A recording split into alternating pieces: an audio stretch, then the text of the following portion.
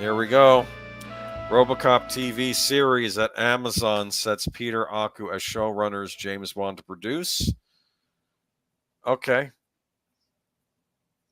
It's funny because I thought at the time this would have been a good old days too. Would be Robocop, but maybe another week. Yeah. Maybe when we get closer to the actual big release fan of the original Robocop movie. I liked Robocop 2 as well.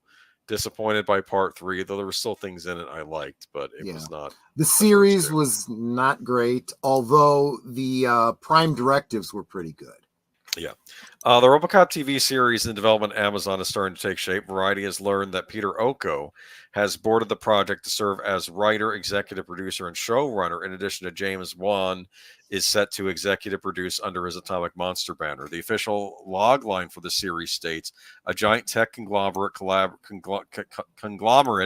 collaborates with local police department to introduce a technologically advanced enforcer to combat rising crime, a police officer who's part man, part machine. Well, that sounds like the movie. Along with Akko and Juan, Michael Clear and Rob Hackett of Atomic Monster will also executive produce. Daniel Bazzoni is overseeing the project for Atomic Monster. The series is produced at Amazon MGM Studios. The Robocop series has been in early development stages since Amazon acquired MGM. With Amazon looking to capitalize on the recent access to MGM's deep IP library for both film and television projects, Amazon is also currently prepping a Legally Blonde prequel series.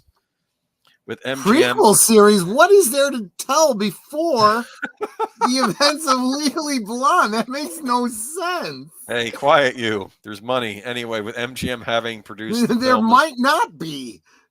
Ooh, while a Poltergeist project recently said its showrunners, I could see Poltergeist as a TV series, given the right hand. If it was like an anthology kind of thing, maybe. Yes.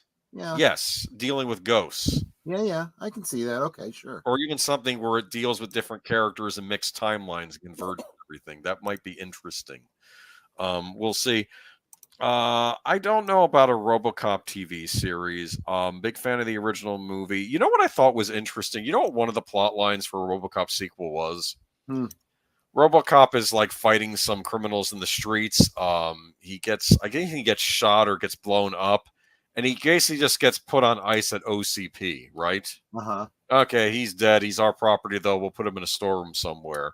And then, like, a couple hundred years later, some, like, descendant of the guy that owns OCP or whatever decides to take him out of storage and repairs him and brings him back to life. And it's, like, in the future, though, probably when Delta City is already up and running and stuff, you know? Wow. Wouldn't that be... That's an interesting idea, don't you think? Yeah, it kind of is, yeah. And that I could see that working for a Robocop if it was like, because they always talked about Delta Cities coming, right? Yeah. Which you always had some trepidation about because it probably would be a dystopian style city, right? Absolutely, yeah. But wouldn't it be interesting if Robocop woke up one day and ends up in that future, right? You know, Murphy. But yeah. Right. If you think about it, Judge Dredd equals Robocop. I mean, they're some similar vein. I love them both. It's Amazon's Robocop is going to be a black transgender known binary. Oh gosh! Defying the police side. Amazon's hit and miss. Like we both enjoyed Outer Range, which they canceled. Thank you, Amazon. Yeah. There's no reason this can't be a good show. James Wan, I'll say this: he's a competent director. I'm still a fan of his Malignant. I don't care what people said. I enjoyed that movie immensely. I think Big Al was not a fan of Malignant.